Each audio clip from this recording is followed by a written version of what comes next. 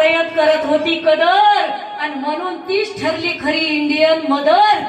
आणि तिने घडवलं शिवाजी महाराजांना, शिवाजी महाराज घडवले म्हणून संभाजी राजे निर्माण झाले, ज्यांना धर्मांतर करण्यासाठी एवढा आग्रह केला पण त्यांनी धर्मांतर होऊ दिलं नाही. नख काढताना किती खराब वाटलं असेल हो, आनंद आला का नख काढताना?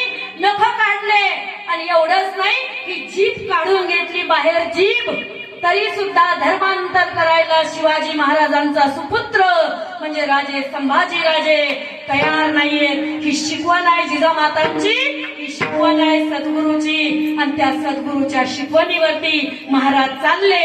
आणि सर्वांनी या ठिकाणी अपेक्षा करत आहोत आपण की महाराज पुन्हा जन्माला या, पण महाराज डीजे लावल्याने जन्माला येणार नाही. तिथे टाळ मृदंगाचा घोष करावा लागेल, लावणी मृदंग श्रुती टाळ घोष सेऊ ब्रह्मरस आवडीने. आज जर महाराजांनी स्वराज्य निर्माण केलं नसतं तर आज या मंदिरात कीर्तन झालं नसतं, इथे सलाम करावा लागला असता, आपलं राज्य नसतं, आणि या ठिकाणी माता माऊल्यांची आबरू दिवसा लुटली असती, दिवसा.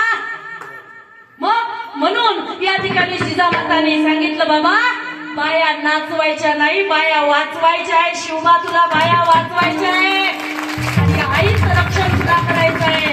पण आता आपण त्याकडे विशेष लक्ष न देता आपल्या मुली फिट ड्रेस घालतायत, अंगावरती ओढणी घेत नाहीयेत, याकडे लक्ष द्या आणि आपण जिजामाता बना. नाही तुम्ही शिवाजी महाराज बनवू शकले तर तुम्ही अहिल्याबाई तरी बनवली पाहिजे, तुम्ही झाशीची राणी तरी बनवली पाहिजे, तुम्ही संभाजी राजांसारखे वीर पुरुष जन्माला घातले पाहिजे. कारण जननी जने तो वीर जने या दाता या शूर, जननी जने तो वीर जने या दाता या शूर, नहीं तो जननी वांज भली क्यों नाहक गवाए नूर, क्यों नाहक गवाए नूर. बाबा मग बाळांतील होऊन सौंदर्य गमावूच नका.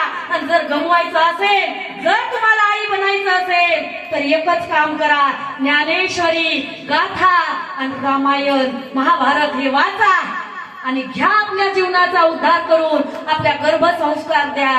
आळंदीमध्ये किती कसे लेकर आहेत की ज्यांना मुखपाठ आहे, ज्ञानेश्वरी मुखपाठ. का तर आईने फक्त जोपर्यंत बाळ पोटात आहे तोपर्यंत ज्ञानेश्वरीच वाचली. तसं तुम्ही सुद्धा धर्मग्रंथाचा आधार घ्या आणि राजे शिवाजी, राजे संभाजी, अनेक राजे तुम्ही जन्माला घालू शकता. ही ताकद तुमच्यात आहे. म्हणून एवढं बोलते आणि आता सेवेला या ठिकाणी पूर्ण विराम.